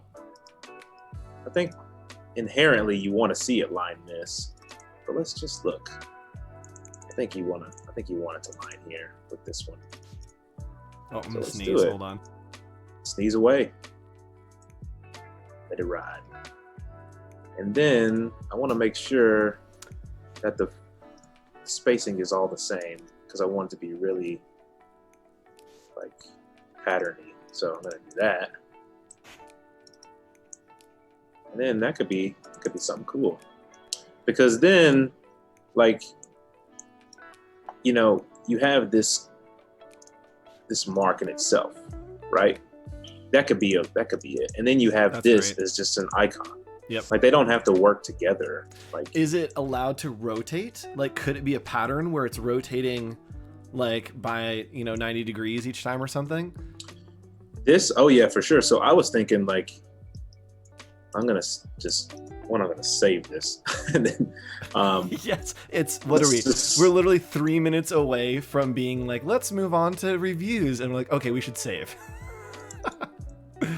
But like that could be cool. Look at that. Oh, you know, just start building craziness. Man, the negative shapes that it's making are really cool. That kind of weird like double wooble. I don't know what to call it, but that's a cool shape. Yeah, I like that. So what I'm gonna do is I'm going to, before we end this thing, I'm going to pop open Le Photoshop. Oh, let's get into Photoshop, and we're gonna put it on a mock-up real quick. Yeah, just really quickly, just to see how we feel. Let me just grab anything. Give me something, Photoshop. Give me a color. Oh, teal. Can't use a lot of teal. Teal. I didn't throw it in my library. 1 second. Libraries are so useful. Library. This is Pina. Throw you in there. And then, so that's another thing that I'll do is I'll always start building just to get moods of it, you know? And so it's like, if it needs to go in Photoshop real quick, I'll do it. If it needs to go into my pitch deck real quick, I'll do it, right? So that feels pretty cool. Like, that makes it feel pretty cool. You know? And so let's say, okay, well, how about, what if we did like that, you know? What if we did that? That's pretty dope. And then you could just have the pattern as an embossed thing here. So, like, man, patterns are not always my specialty. So I will have to ask for forgiveness. But I'm just going to build something as quick as I possibly can. I feel like there was a plugin somewhere that I saw that would tessellate, which is like taking that and creating like that repeating pattern out of it, but I don't remember where it was. So if anybody knows a plugin that does that, I think that there is something that exists that will do that for you, but I also don't remember. And also, yes, it is a nightmare to do and figure out patterns yourself because it just never quite lines up right. Yeah, and I feel like I've got some Astute Graphics things, and those might work really well, but I just haven't had a chance to fully play around with it yet. Yep. Oh, that's a really fun stripe. Yeah. You know, so let's just see where we. And again, it's not gonna be perfect. Like it's just a vibe. Just a vibe, man. Yep. We're just vibing. So, let me bring up. Let me say that. That could be pretty cool. Yeah, that's fun. And I think it would be really fun, scaled in like different colors as well, to show the system of like, oh, it's this like two-tone kind of whatever pattern. I think that's really fun. Yeah, and looking at it that way, it looks a little bit scaly, so I might not have it touching. Like I would probably have it spaced still. So like I would probably come here, right? Like that. Yep. That way it's not so. Ooh, that's really fun. Yep. That. So that way the tildes are always going to be seen, and they're tildes rather than a line. So that would be kind of what I would think. Something like that. Sweet. All right, let's hop over for those of you who are just joining us for the portfolio review or for the challenge reviews. Welcome. We're about to do challenge reviews. You did it. You made it just in time. You have missed an incredible stream. I am kicking my desk and everything is shaking. So thanks for joining us. We are going to hop into some of those challenge reviews, and then we'll finish up the day recapping a little bit about what we did and talk about what we're doing tomorrow with our friend Chris. So let's hop over. If you are not already, go to bit.ly/AI Discord. That's the place to get in, to get connected, and to find a great creative community. You also can join our daily creative challenges here at behance.net/challenge/Illustrator. Every day we have a new creative challenge for you.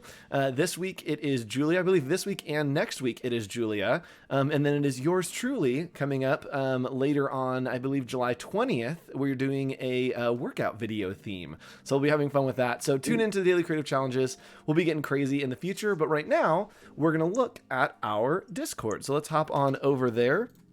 Yeah, let's go check them out. I'm excited. In today's challenge, let me read for our friends in chat. Today was package layout. Design the layout for ice cream packaging, creating multiple SKUs using the same layout. So we're probably working with a lot of repeating tools and creating some fun ice cream in different forms. So let's start here, right here with Black Becky. And take a look at her project. Any thoughts, Chris? Yeah, I'm just pulling it up. Yeah, well, first off, I'm a big fan of using the same style across the board to create that family. So I think you did a really good job of bringing those styles in together. Like if you line them up in a photo, they would look really cool. I think that the snow, like the cone, is really cool, right? You can see that it's a cone. Yeah. I think that's like, pretty cool. Yeah, I was gonna say that's a really. I was trying to think of the word. Concept. I was gonna say snow cone, but I was like, that's not the right word. Yeah. Yeah, but I like that it's a cone. So I imagine like taking this top off and just having the ice cream like overflowing, kind of like you're holding it. So yep. I think that's a really good exploration. Yeah, I also like it could be interesting to do the top like a flat color, so that it looks like that cone and with like the scoop on top or whatever. I love this concept a lot. My only suggestions would be maybe playing with the contrast of some of the colors a little bit. Having this dark brown on the lighter brown gets a little bit lost, especially with the crosshatches on it. But the concept here is amazing. I think it's super, super cool.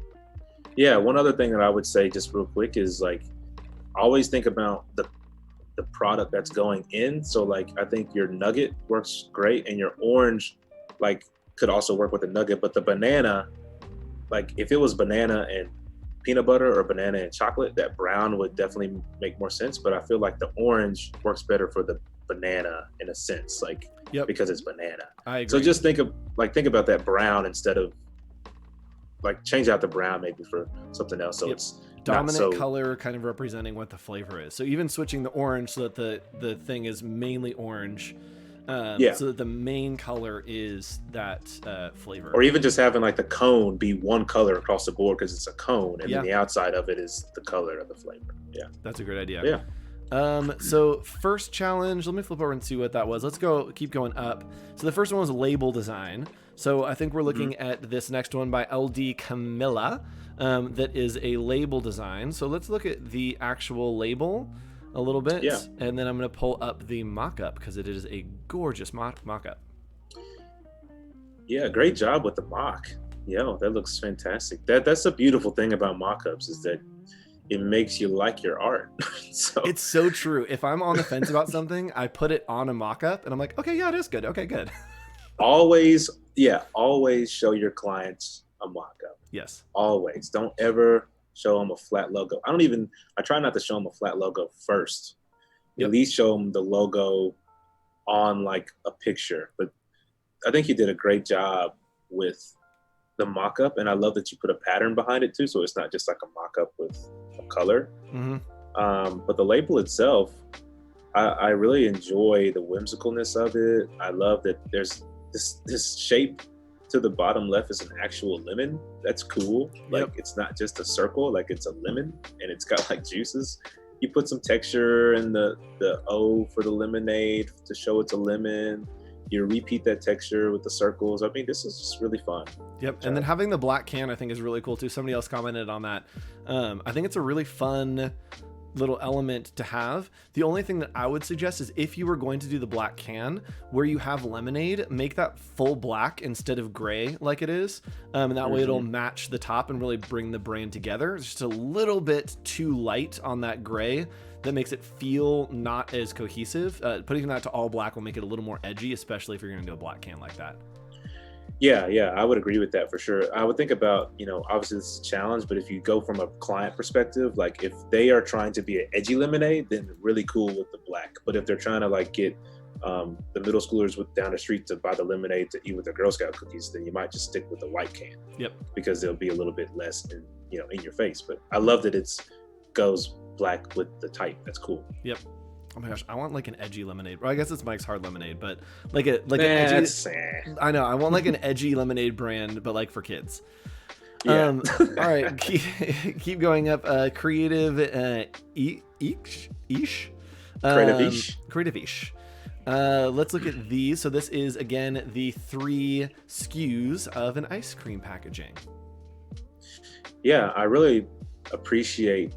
This is kind of what we were talking about last time, where you have the top showcase what's inside of it, and then you have this primary color. I just think that's a really good way of showcase. I really enjoy the strawberry. I think strawberry is an underrated ice cream flavor, so thank you for showing some strawberry love. And they're in their illustrations too. They're not like hard edge, and then you match that with a font choice that is not hard. It's like inviting and playful. So it's cool. My only suggestion would be to flip the element, or you keep the elements, everything how it is, but then add an additional element in the background of those letters, just super faint. So do like a lighter yellow and have some of those illustrations you have on top, just to create some texture on that bottom part. It feels a little bit flat. So just creating a little bit of texture, adding in some little of those little strawberry seeds, but very, very like 20% opacity just for texture. But I love these. Your type choices are great.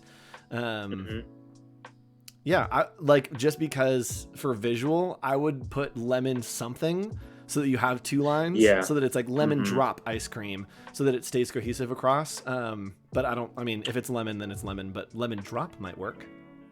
Yeah, I think that making it as uniform across the board would make it feel better in that way for sure. And I agree, like taking maybe one of your illustrations and maybe elaborating it on a little bit more, like you've got the lemon slices, maybe having like a lemon illustration that's faint.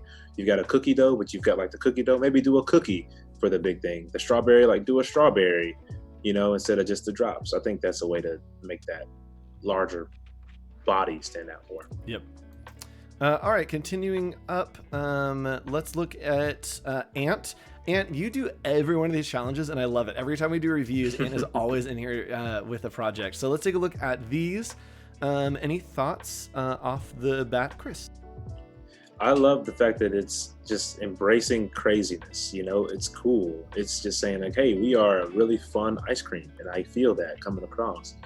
I think that I appreciate that the middle circle matches the description of the ice cream, but I think that if you're going to have the two on the right be a different color than the main one up top, like the visual, see it's got the orange to the brownish kind of thing, then I think you should somewhat find a way to do that with the chocolate too. Mm-hmm.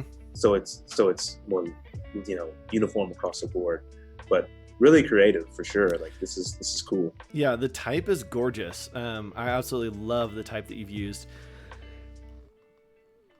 It got me, man. Don't be spreading those yawns to me. I know when it gets hot in my room, I start yawning for some reason, and it's just hit that point of the day where it's starting to heat up, and man, I was fighting it. So I love the type. It's gorgeous. The colors are perfect. The colors are so fun here. I think that all the elements are really great, but then putting them all together is getting overwhelming. So I would just edit this down a little bit, kind of take out one or two things. Even like the semicircles in the background, I could see those moving up to the lid and then making the visual nice and big, make that a solid block color on the actual content part. Just so it kind of focuses a little bit, each of the elements. So incorporate all those elements, just try to focus them a little bit more so they're not kind of stacked on top of each other. Yeah, I think that's a great idea. I think that's really good. All right, continuing on. Ooh, these are great mock-ups. Arcep. I'm just going to look at the mock-ups because they are gorgeous. Yeah, great job with the mock-up choice. Fantastic. I wonder if they built this in XD or if they took it from a mock-up. It looks a little XD-ish. Or in Dimension? Oh, yeah, Dimension, sorry. Mm-hmm. Yeah, I think this is really fun. I love the fact that the top has the circles that create a bar. And then when you look at it, like as it would be seen on a shelf, you don't get that experience. So when the user comes and they picks up that ice cream and they flip it over, like that's a fun, like, oh, look at the dots continue. That's the kind of stuff that I think will translate really well. Great font choice in terms of curving the all natural. I think, adding that accent, I think this is really beautiful. Yeah, I do too. It's very simple, very refined, and not simple in a bad way. Very refined. My only suggestion would be with those dots you have going around the rim, having it on the lid go across at the top. I would actually keep it so that it goes around like a circle on the top lid as well. And that way it looks like it's going around the rim of the front, but then wrapping over onto the top. So I think that could be interesting, right? And then kind of center everything in that space so you have a real focus. Because right now the top to me feels a little bit like front heavy, whereas feeling bottom heavy on the actual face of the packaging feels fine because it feels like grounded, but then having it at the bottom on the top, it feels like it's kind of going to topple. So maybe centering that and then having that ring around could really focus it in.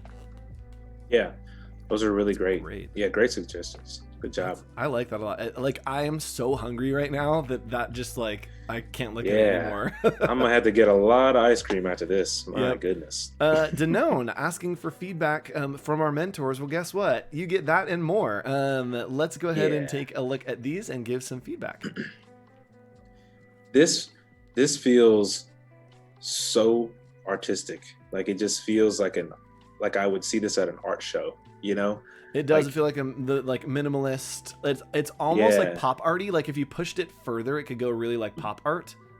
Yeah, I feel like this would be super fun to photograph. I would think it'd be really fun, like art crew ice cream, like the really creative name or stracciatella and blueberry. That's cool. Yeah. I like that it's kind of. Go ahead. Sorry. Go ahead.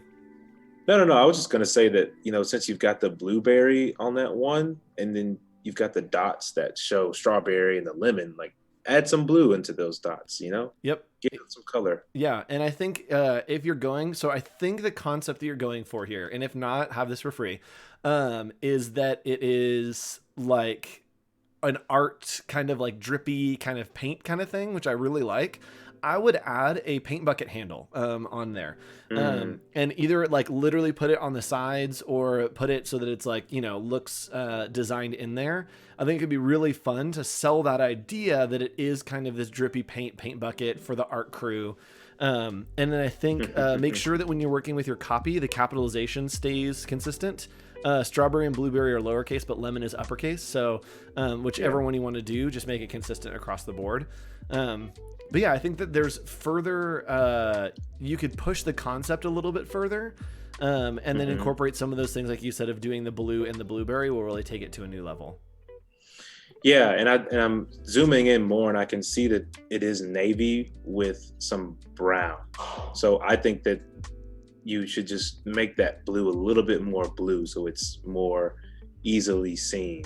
Even though it is blueberry, I know that they're dark, but if it's blueberry, you really feel that blueness, So I think that just raise it a little bit. But yeah, this is really cool. I could see some people like at an art show having a big bucket of this with an actual shovel in it, like serving ice cream.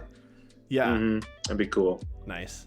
All right, let's keep moving up. Ooh, these are fun. Matt. Yeah. Man, I'm so hungry for ice cream now. This was not the challenge to do over lunchtime.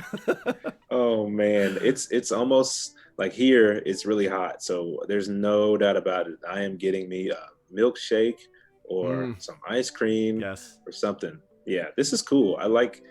I feel this.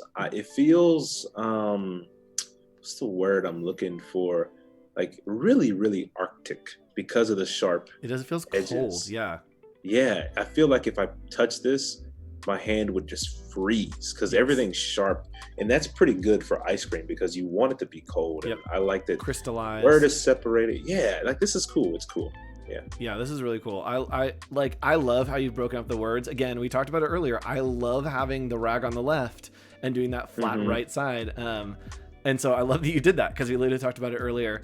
I could do the type in white to really pop that name out. It looks good on the green with contrast, but then on the like purple and blue, I really want it to be white to just really pop out there. I think go ahead. No, I just think that like the top is missing a little bit of love. I think you could do something really creative with the top and then just have like really embrace that craziness that you're doing with the right align and make ice cream like vertical, just or wrap around the top, and like cool. Cut it off halfway or something crazy. Just really embrace it. It also is bugging me a little bit the shading that you have on these mountains. On the green one, the third one in doesn't have that like vertical split shading. And it hurts my heart just a little bit when I'm looking at it. So just right here, just that one, literally just that one is the only thing that I have feedback on. I think it is there. It's just a different color. Oh, okay. Yeah. Then I would make it a little more apparent. So like the red one, you can really see the two-tone split that you're doing. Make sure that you can see that two-tone because that's a cool element. I would just see it like everywhere. Yeah. It's just really light, I think. So definitely like Andrew's saying, go in there and tweak that so it's consistent, but good job. That's fun. Also, it could be interesting to put gradients in those instead of doing them solid colors. Put some gradients in there and see what it does, because it could get really like morphy together and keep that like spikiness. Yeah, and I think that when you get your overlays going, because I can see there's some in here that are like creating really, really tiny triangles. I think you might want to scale it back a little bit, like right above where ice cream is, because it gets a little bit too much where it's distracting from the ice cream. So maybe like extend that middle one down rather than adding another one underneath it, so that way it just comes all the way down and then you can see them a little bit clearer. So that would be my thought with that. Absolutely. All right, let's keep going up here. Let's take a look at Sandy. Sandy usually does these as well. Sandy doing Cocktail Con. Ooh. Sandies are always Cocktail. super fun, super bright colors, lots of kind of like shading on them. So this is very on brand for Sandy. I love that strawberry champagne sorbet. Give me some of that. Oh my goodness, yes. And blue. These are lovely. I need to eat something before I start drinking. Yeah, right. Priorities. Yeah. Get a burger and then get an ice cream champagne. All right. No, I think they're really cool. I think that one thing that I would do is have a little bit like if Cocktail Con is your brand, then don't let strawberry champagne and those match the word mark of your brand, because then you're gonna like dilute the actual brand. So, find another font that's still very expressive and matches this, but doesn't totally mimic the Cocktail Con, because otherwise I'm just thinking that the brand is like bourbon chocolate or strawberry champagne. Exactly. Yep. Like, so yeah, I agree. And I think your colors are super nice. The brightness, this shadow behind the type is becoming way too vibraty for me. So I would just work with that. Why? Oh man, that makes me so nervous. My mouse is doing the little like rotatey thing, and it's just making me nervous because like nothing's actually happening. But yeah, sorry. The type, I would not have the shadow on there. It's getting really vibraty. Just find a color that has nice contrast, or put a block behind it to really make that type pop out. But other than that, I love it. Yeah, it's cool. It's very fun. Yeah. And speaking of fun and cons with 2 C's in the name, solid segue here, guys. Canceled cons this weekend. Chris is going to be there. I'm going to be there all weekend, Saturday and Sunday. Sunday, we'll be having a Behance brunch, and we will actually be right here, behance.net/live from 11 to 4. We have a lot of workshops going on, but Saturday, come join us on the 11th. You can get more info about that at canceledcon.com. We just announced more speakers, and you also can RSVP. It is a free event, so RSVP, let us know you're coming, and we may be launching a contest to give away some free years of Creative Cloud. So stay tuned, follow along on social media, canceled_con. So let's hop back and look at what we did today. Chris, can you give us an overview and walk us back through what we worked on today? Because boy, did we do a lot and chase a whole bunch of different rabbit trails. Ooh, man, yeah, we did a whole bunch. Okay, so just real quick, we were doing a brand identity for Kat Pena, and she is does art, public art, and installation and consultation here in Memphis. So this is just an overview. Like, we walked through a mood board, we looked at inspiration, we figured out what we could do to actually build those brand identities. So we drug these into the library. We talked about the purpose of them, what we would like to see, and then we just started building. So we started here with just a word mark and thinking about this, this canon of art, and looking at. I forgot about that concept existing. I know. Look at the either paint or the fart cannon. We don't know which one it is. It's either the fart cannon or the art cannon. One of the two. Yeah, the fart. Yeah, we'll say art cannon. We'll say art cannon. But we just looked at some different ways. This was one concept. Then we looked into some abstract shapes, building out a C and P for an icon, and we'll continue to flesh out this word mark and seeing how that works itself out. And then we looked at another one called Gata, where we were just working with really basic shapes and how they could evolve. And so this is kind of where we landed with that for the moment. And then we wrapped it up with a little bit of pattern work and icon with Pena. And so we've got this here with this word mark and this custom icon here, this custom tilde that we created, and then a pattern that fleshed out from that. Rad. And so where are we going tomorrow? Yeah. Tomorrow, we're gonna revisit this. We're gonna keep building out more of the designs. Gonna get a little feedback from Kat, so I'll be able to share that with you. We'll tone down as many concepts. We'll do less building of it and more into how we're gonna build a pitch deck, doing some mock-ups, and then some marketing collateral. And then we'll wrap it up with working on just a really basic structure on a website and Illustrator. So rad. Cool. So coming up, let's take a look at the schedule of what's coming up today. Our friend Jesse Showalter is coming up with the XD challenge right after this. Then Kyle T. Webster is doing a draw along later today at 2:30. And then Voodoo Val and Sam Peterson are taking off at the design off later this day. That's a weird way to say that. Later today. So stick around for that at 3 o'clock. We will be back tomorrow with our friend Chris working on this same time, same place. And then I'll be back on Friday to do office hours with Nick Longo, who's been in chat. Hi, Nick. And we will be talking about some tools that you can use as you continue your creative careers to continually grow, to invest in your future and figure out what's next. So tune in for that on Friday. And then, of course, Saturday and Sunday, Canceled Con is happening all the way through the weekend. So there's a ton of content coming for you. If you want to stay inspired creatively, if you just want to have some fun and hang out with us, there's a whole bunch of different options. So thanks so much for joining us today, everyone. Chris, do you have any parting thoughts for our chat? Just thanks for joining. It's my first stream, so I appreciate everybody jumping in chat and watching and tagging along. And come back tomorrow. We'll have some fun. It'll be a good time. So thank y'all. Oh man, I almost got it out before oh boy.